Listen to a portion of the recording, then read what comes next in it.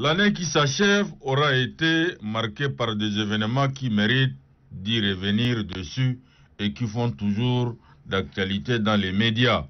Et justement, on se conjugue dans tous les temps. D'abord, au futur, un retour à l'équilibre budgétaire est attendu en 2022 à 0,8% du produit intérieur brut.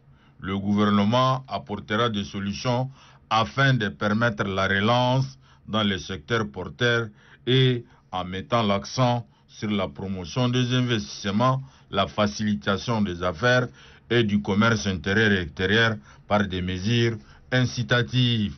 Au plus haut niveau, les actions du gouvernement toucheront les poids des impôts et taxes qui constituent pour les opérateurs économiques une lourde charge dans leur investissement. Il est bien écrit dans le compte rendu du Conseil extraordinaire des ministres le 22 décembre 2021 que le gouvernement envisage l'atténuation de certains impôts et taxes, la clémence pour les pénalités, surtout la mise en place d'une amnistie fiscale et la régulation des contrôles fiscaux.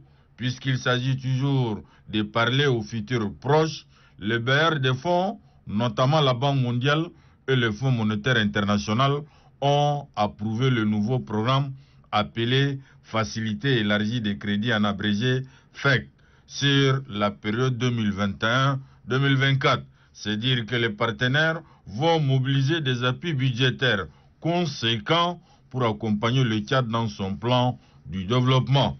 Pour ce qui concerne le présent, cela se traduit par une bouffée d'oxygène pour les opérateurs économiques qui doivent payer moins pour l'exportation de certains matériaux de construction, notamment le fer à béton, les produits finis et dérivés de l'industrie textile montés localement dans le but, bien évidemment, d'améliorer le pouvoir d'achat des ménages et d'inciter la concurrence des industries installées dans notre pays. L'on retiendra pour l'année 2021 une hausse des recettes budgétaires qui provient essentiellement de plus de 86% des recettes pétrolières dues à la hausse du cours du pétrole. Il faut bien le souligner. L'augmentation a des répercussions positives sur l'impôt, sur les sociétés ainsi que les redevances et participations.